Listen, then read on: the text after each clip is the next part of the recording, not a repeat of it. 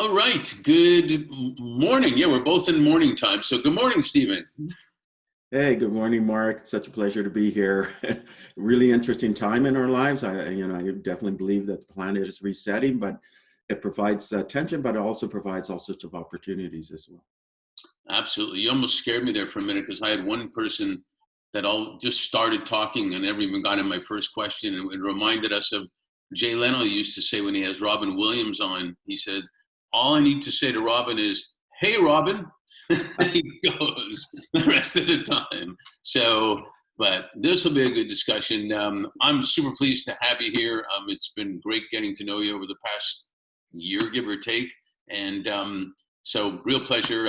You are one of the leaders who care, and I'm sure you're going to add a lot of value as you do to me all the time to this. And let's just start, if you could, like introduce yourself and just a tiny bit about yourself.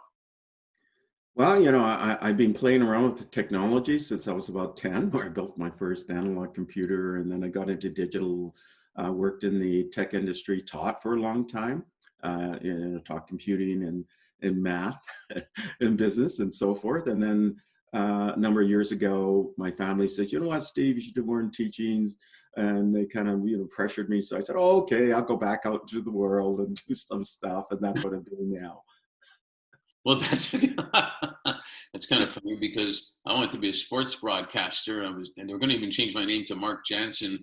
And my parents said, accounting, a doctor, something, broadcasting isn't going to work. So, what are you going to do? Hey, everybody talks a lot about their why now. And although I had an executive last week saying the why comes later, I figure out my what first, and then I go back to my why.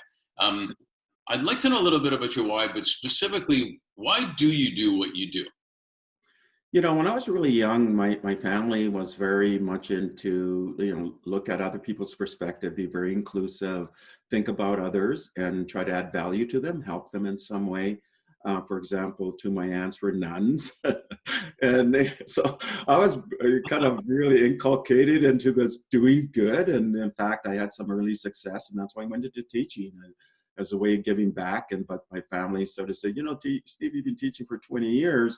You can do more if you do it on a global basis. And I was always doing some things globally, but then I thought, okay, I'll leave teaching and see if I can have some kind of impact globally. So really it comes from my roots, the way I was raised by my parents. And so you'll find that everything I do has some kind of sustainable value add element. And that's why I do the things that I do. So is your favorite movie Sound of Music because of that, or what? That's a good question. I'm always was a fan of those movies where people were, adding value or helping others and then had some kind of happy ending, but I'm also a tech guy. So ever since I was just like 3 years old, I was reading encyclopedias and I was doing all sorts of experiments and things like that. So I've always been interested in how technology or disruption and innovation can help move communities in a positive direction. And you'll see that in the things I've done. It's always about, let's do something that's positive, but also in some way involving technology as well. That's interesting. When I was a little kid, my dad was, they called him Doc David. He was in the television business, and he fixed televisions, and even had a radio show called Doc David. And he brought me back one time a transistor radio. Remember those? A transistor radio. And I loved it because I can listen to sports. But for the life of me, he was frustrated that I could never had the whichever side of my brain knows how to fix these things. So as much as he tried, couldn't get me to do it. So thank God you're there to handle that part of the world for me. As you grew up, you saw that this was interesting. Did you take apart washing machines as well, or where was there a turning point that you saw that, man, I can make a difference doing this? It's interesting. My parents were always a big believer in enabling and providing a great educational environment. So we had like 4 different encyclopedias in our place. And so even when I was 3 and 4, I was opening them up and very curious. They even had one dedicated on science.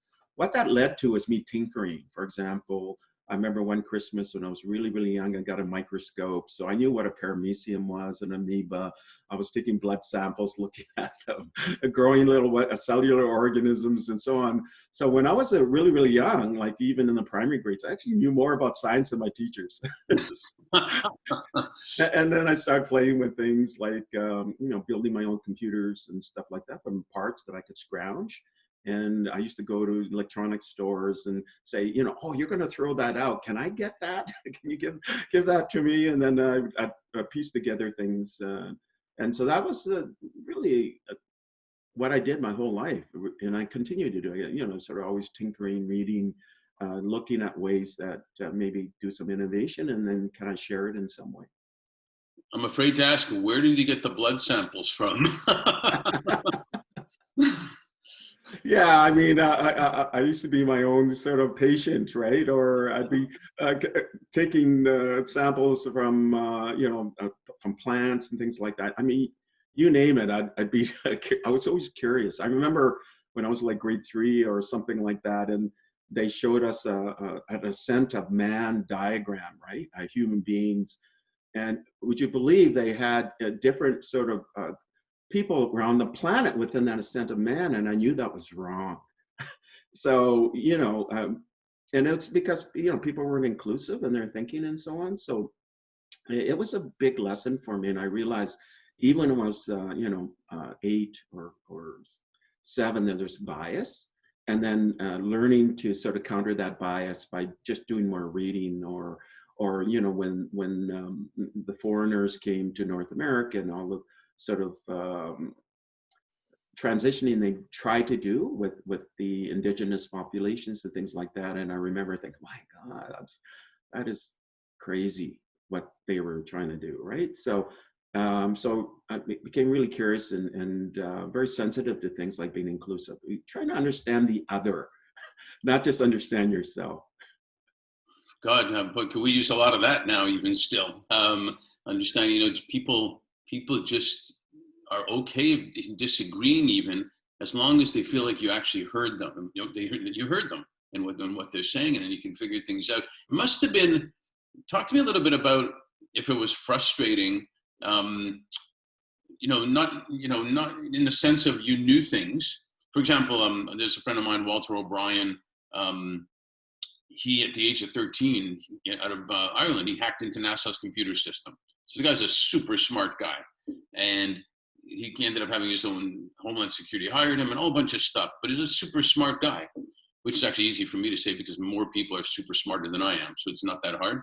But was it frustrating ever, in all seriousness, about knowing things, seeing things are wrong, wanting things maybe to move faster, ahead of your time, if you will? Was that frustrating? That's a great question. I've always was taught by my parents to sort of respect others, and that everybody has a contribution to make. So sometimes it's not clear or obvious, but if you take the time to look and respect that, maybe there's 25 different kinds of ways people can contribute. Actually, it's infinite. I guess it's unbounded. And respect all of the ways that people can contribute, or plants can contribute, or other types of animals can contribute, and then respect it all. So I never got frustrated because I was always looking at, oh, gee, that's a talent I don't have, or a bee sees spectrums of light I don't have, right? Or different sort of levels of, plant roots can solve all sorts of problems. They can do that without even trying, right? So you got to respect all of those kind of aspects, and I always brought that to everything I did. So no, I always was thinking, oh, what story can I learn from that individual, or from that other kind of plant species I don't know? And then if I understand them, then I'll have a better appreciation of how that could be leveraged or amplified in some way to make the world better. Yeah, that's a great answer, and I'm going to move towards AI and people and how technology and people come together. But it also makes me think of I was talking to an executive recently about they're very into helping the vocational schools and the trade schools, and people not being judgmental of someone who didn't go to college, or someone who didn't go to the best college and whatnot, and that everybody. The point of it was everybody should be given dignity and respect, and they all bring something to to the table. Um, what's your thoughts on that in this day and age where there is going to be now big changes in education? There's going to be some that are going to be at Harvard and some that are going to be at ABC Plumbing School and everything in between. What's your thoughts on how that's all going to evolve and how people are going to adapt? In the post-COVID world, because there's so much acceleration happening, for example, consumers en masse are now going online. They're buying products from some of the digital vendors online. That's why Walmart, Amazon, and others are probably hiring now over 1 million workers, including, excuse me, giving bonuses and so forth. That's a reflection on consumers increasingly using the technology. You also have things like Zoom. You may have heard it in the news. It went from 10 million kind of viewers, users a day now to, and I'm forecasting probably over 400 million coming into June per, per day. That behavior is going to stick. Or, Disney got, something like 50 million subscribers in just a few months. I mean, just all the stats and the data indicating there's this ability of more digitization, and even the companies that are doing well, or the ones that have been able to shift their models to this digital transformation, are the ones that are growing. They're showing signs of growth. So now you're talking about education. So that's going to stick. That's going to stick globally, and it's going to create a more inclusive environment, in my opinion, over time. So it's creating some tension, and you see that tension with nationalism and populism and things like that, or this sort of insular attitude. But I think once we get over that transition period, then the increased digital capabilities of people, this sort of forced movement towards digital transformation will result in anybody in the world today having access to any kind of education, and you don't have to go necessarily to Stanford or one of the the kind of the top private schools. The accessibility information will become a great equalizer. And in fact, in some of the CEO keynotes I'm doing, there's questions about that. How is the future work? How is that going to transform? The developing regions of the world, are they going to be able to digitize? How are we going to increase that inclusivity? It's a somewhat of a complex question, but it also is indicating that this forecast of all the things that we thought we're going to have by 2030, the sustainable development goals, there's really going to be a compression. And what I mean by that is all of these far-reaching goals in the next 10 years, that's accelerating and happening today. That's going to happen in education. And another example is medicine. People are using 5G technology, artificial intelligence to do telemedicine. They're now using disinfection robots and delivery robots to get materials. They're using big data analytics to contact, tracking and so on, or case modeling. All of that you would have thought would happen in 10 years is now happening now. So I see the positive aspects as the planet resets, including in education. So yeah, it's quite amazing. Not it's just surprising. Cliche from breakdown comes opportunity. Things are always invented, created, discovered during crisis moments, whether it's a WhatsApp or medicine. But it always fascinated me that if we want things to have a little bit of urgency, it really can happen if we really want it to. So like I mentioned, the future of work is now here. Like now it's the present of work, basically. And vaccines take 1 year, 2 years, 20 years. I mean, AIDS took to really get it down 10 years. Give me again a sense of your thoughts on if we really want to change something, i.e. climate change, can't we do it if we really want to? yeah, in fact, I feel that we have to address climate action within the next 18 months, right? So, the COVID situation, what's it's done is it's absorbed a lot of the sort of the thought and the resources and the investment. But as we start shifting to the post-COVID world, then we can now turn our attention more to things like climate action, right? So So can we do it quickly? Yes. And in fact, because of COVID right now, you're seeing pollution levels dropping throughout the world. Sky is really blue. The ocean's really clear. Yeah, exactly. And changes are occurring at a scale that we didn't think were possible, right? So, but there's also technologies that are coming out. There's these CO2 carbon capture technologies that you can use bioreactor with carbon capture technologies to create nutrients and proteins. You can do carbon capture technology, add water and electricity to create new kinds of fuels or chemicals. So all of that is accelerating. There's companies already doing it today. So I'm optimistic. I'm optimistic that this mind shift of people thinking about the welfare of the planet will stick. And then you're going to see people putting more attention and resources to these grand challenges that we can't ignore. Yeah, it's actually quite fantastic. My grandparents and probably most of our grandparents they were pretty simple. They worked hard. They would say their one line that they said the most that I recall is with a Kiev Russian accent. They would say, "As long as we have our health, that's the most important." Right? And but how true is that? And I wanted to know, what do you think the role business leaders who care, because I believe that it's finally come to the point after decades that leaders are realizing that they need to care about their people. They need to care about what's going on in the world, not only to get the best talent, but it's good for business.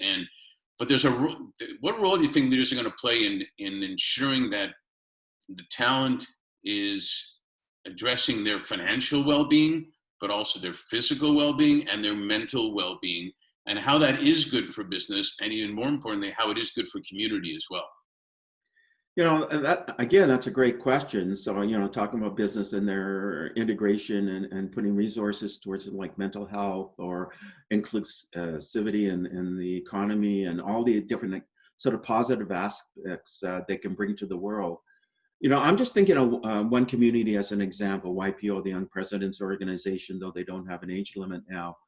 And there's about 29,000 of them, representing about 9 trillion in annual revenue. That's like ranks them third in the world as an economy across 130 countries. And they've unified and they've gone public on this on something called the European Impact Summit to address some of the biggest problems in the world, but be very conscious of all of these challenges, but working together. Now, I see businesses as the unifier in addressing these areas like health and welfare, well-being, mental health, even things like food security. Just before this call, I was actually on a food security, addressing that with businesses doing this. So, and there's these 5 challenges that this YPO European Impact Summit has taken on, but it's now going global. And it's things like cybersecurity, it's climate action, it's the refugee crisis, it's the future of economy, circular economy.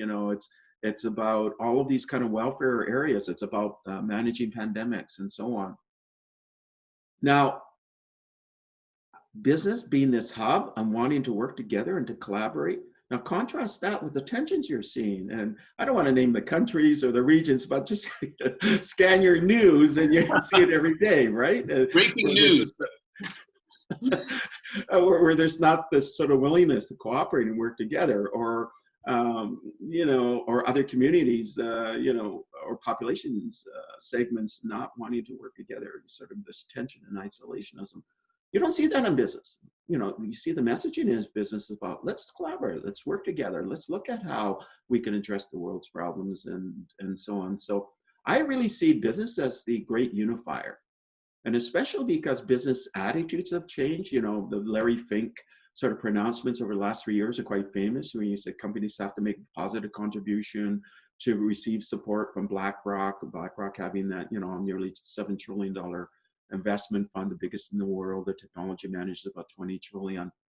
And then after that, he talked about this largest transfer of wealth, the 24 trillion from baby boomers to millennials. So investment preferences will change. And he updated that this year, that, people have to do, take action on climate action. And then he updated that about COVID, doing something in a positive way. And then you have these CEOs, over 180 of them, last year saying you can't just worry about stakeholder shareholder value, but really up across all communities and really adding value to them. And this came out again with the CEOs in Europe around the world. And then you got this concentration of wealth held by over 20 million people, ultra high net worth, holding over $60 trillion. And their attitudes are changing as well. So, but this common denominator I'm seeing is business. And then, so business coming together to say, you know what, we have to address these issues. We have to work together. We have to collaborate. And I see business then being the hub, and then bringing in other stakeholders like government and research and nonprofits and the UN to try to act as this peacemaker between these different elements. And their employees. I mean, there's millions and millions of employees around the world that are demanding now, that their well-being is important, and it's and they don't want to sacrifice financial for doing good, because that just becomes a donation then, but they want to work at places where leaders really do care, and leaders care about the planet as well as the people. Otherwise, they won't go to work there. So I think it's like it's a circle that I had one leader, for example, tell me recently, I've always wanted to care, but I'm so busy with my quarterly results. The minute I finish one quarterly result, I'm working on the next quarterly result because the shareholders want return. And he said, I know that's not an excuse, but I would just give a $10,000 donation because I didn't have time to care. And he said, at least now with this happening, I can actually stand up and say, look, we need to do this because it's good for business too.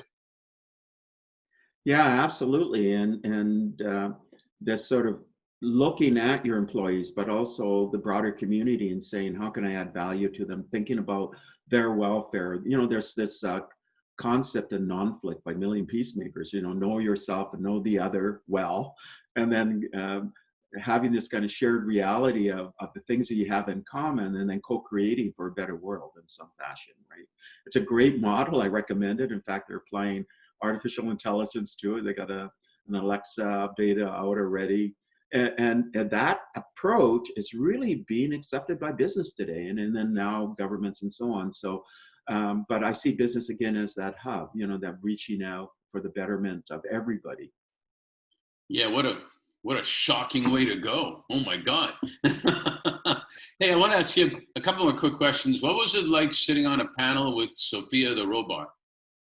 I've been on so many panels with Sofia, so I'm the one who introduced Sofia into the UN. I don't know if there's this documentary out now, and there's this piece where I think the Assistant Secretary General is there interviewing Sofia, but I actually arranged that. So, or other into the AI for Good, the first one when I'm a founder. I actually brought Sofia into that. So now the question is, what is it like? Hey, it's amazing. It's fantastic. It excites the audience. People like to engage. Sofia's getting smarter as well. So I always enjoy it. They're friends of mine, because I've worked with them so much. So I recommend, if you ever see the opportunity to engage, go up and have a dialogue with Sofia and see what happens. Does she date yet, or what? Is she date?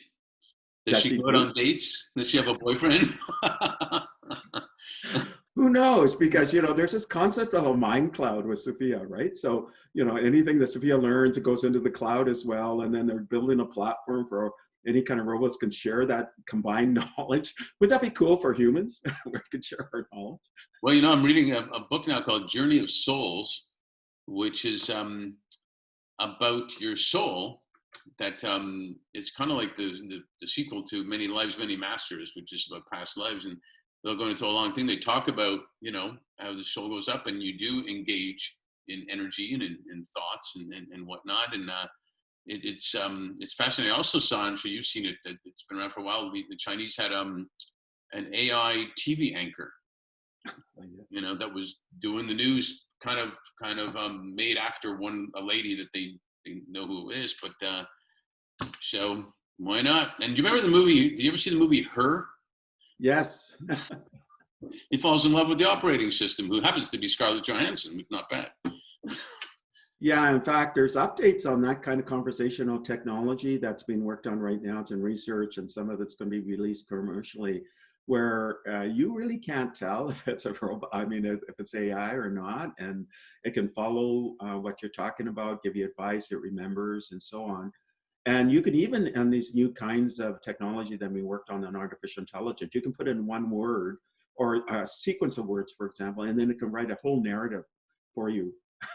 It can make up a storyline beyond that, some of the seed sentences you give it.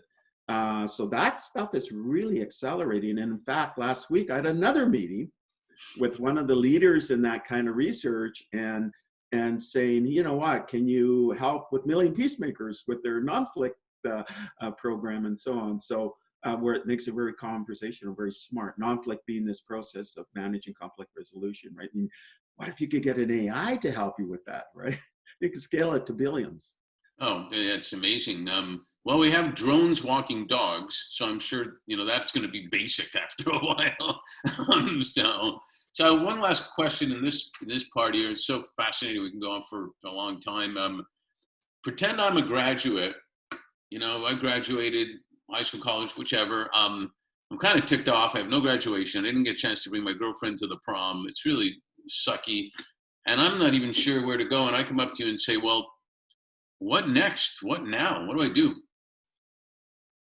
So you mean in terms of a job or in terms of just life experience? I'm not even sure. I mean, everything's so up all over the place. I've graduated and I don't know what's next. Help me.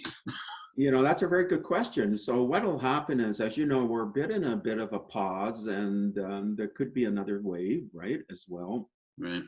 COVID's not going to go away unless you have things like really advanced therapeutics or vaccines. You're always going to see pockets, right? So then the question is, as you enter into this new marketplace and you're a recent graduate, what are some of the things you can do? Well, while the job marketplace is in kind of stasis, but will start opening up, then of course you're going to try to be very flexible in the kinds of jobs you're going to apply for and go for. Obviously, it's going to move and transition more to the digital environment. The other thing too is you want to focus on those skills that are lasting. So in other words, entrepreneurial skills, problem solving, something called emotional intelligence and social intelligence, innovation, and so on. Those are the skills that won't be automated by robotics and will be lasting over a longer time period. In addition to that, one of the greatest ways of building other kinds of broad skills and leadership skills is to volunteer. So volunteer for your local NGO, your food bank, and maybe on a regional basis, or you can volunteer on a national or global basis. And if you have a business orientation, then there's all sorts of volunteer business communities you can join. Or if it's on a science basis, then there's one called the ACM, Association for Computing Machinery, #1 in computing science, or the IEEE, which is the biggest one in engineering. Whatever community there is, you can volunteer. And not only volunteer, but offer to take on leadership, take on roles in project management. And it'll build your network. It'll build your capacity to have diversity in your career. It'll keep you engaged and learn all sorts of skills. For example, if you can volunteer and lead a volunteer community, you can do anything. Yeah, pretty. I think that's actually the best advice ever. And it'll fill your heart and soul too at the same time. Yeah, definitely. You'll have meaningful results on a continuing basis. You'll make lifelong friends, and you're doing good. You'll know that you have a measurable impact locally or regionally or nationally or globally. I mean, wow, what a gift, right? To everyone. Yeah, it is. And I thank you for that, because they're going to need a lot of advice and they're wondering what to do. So, hey, listen, we'll have to do the sequel and the sequel and the sequel to get in half the stuff we want to get in. But thanks so much for participating. Really appreciate it. Hey, Mark, it's a true pleasure. I always enjoy engaging with you. You're a change maker, definitely. You're leading the world to a better place, and I just admire your work. So thank you so much. Appreciate it. Thanks.